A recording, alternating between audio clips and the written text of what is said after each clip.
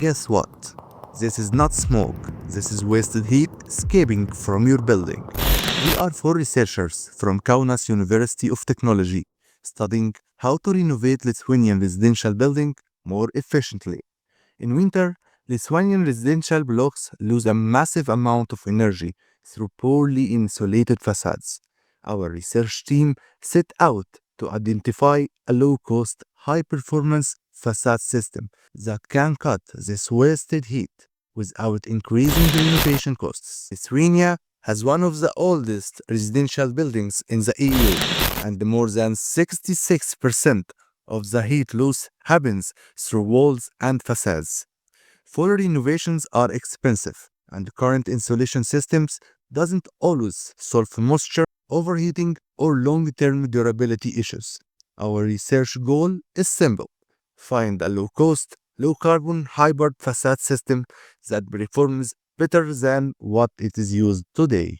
Comes to the literature review, previous studies show that hybrid facades and ventilated facades can greatly reduce heating demand and improve moisture resistance.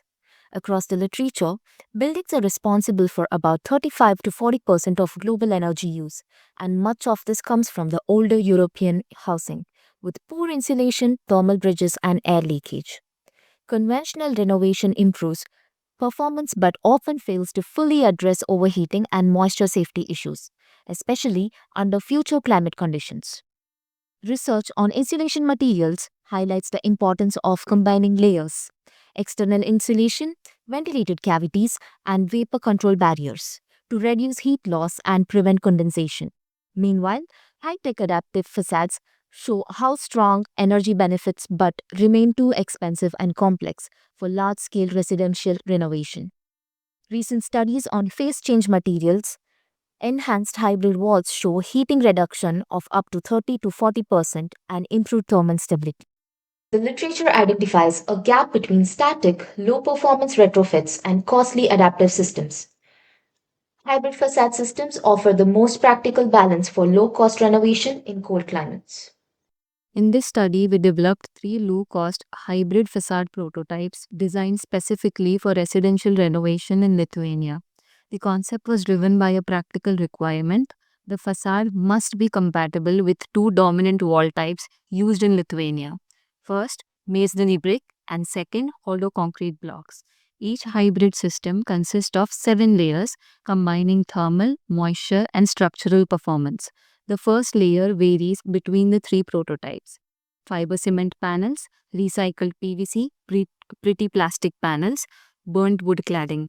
Behind the cladding, all systems share the same sequence: a 50 mm ventilated air cavity, 100 mm stone wool insulation, 100 mm PIR insulation, a vapor control layer, and finally, either masonry or hollow concrete blocks, finished with PCM gypsum board to improve thermal stability. The combination of these layers aim to balance thermal resistance, moisture safety, environmental performance, and cost, forming the basis for the hybrid systems evaluated in the later analysis. To evaluate the performance of the three hybrid facade systems, we carry out multiple simulations. Thermal behavior was analyzed using Therm 7.6 software, which models heat transfer through multi-layer assemblies. The moisture performance was assessed by Baku's software, which focuses on condensation risk, humidity transport, and mold potential.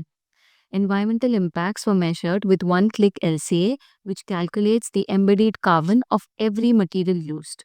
The thermal simulations showed highly consistent performance across all cladding types because the ventilated cavity separates the external layer from the insulation.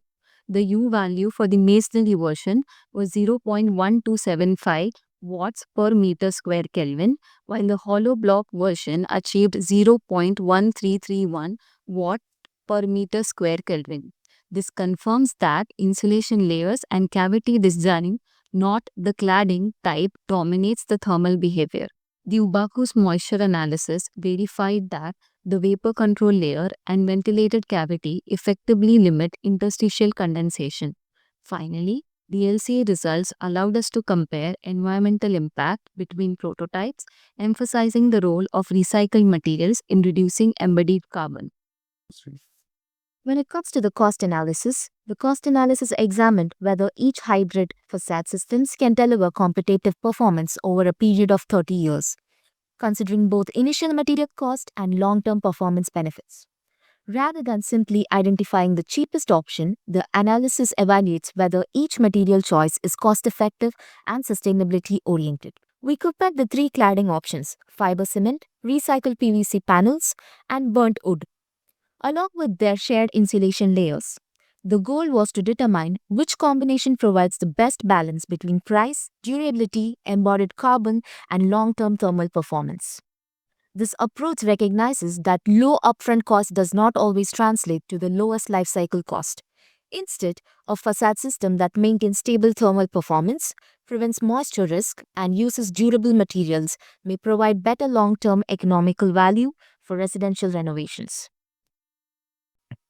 In our study, we use multi-criteria decision-making process to identify the best facade option for our hybrid facade system. We first selected five criteria: material cost, thermal performance, flexibility of application, environmental impact, and moisture resistant. Then we formed six facade alternatives by combining their cladding materials with two wall types. Eight experts ranked these criteria and we measured their agreement using Candle W. We then applied the analytic hierarchy process to convert their ranking into the numeric value and check the consistency ratio to ensure the accuracy. Finally, we used the SAW method.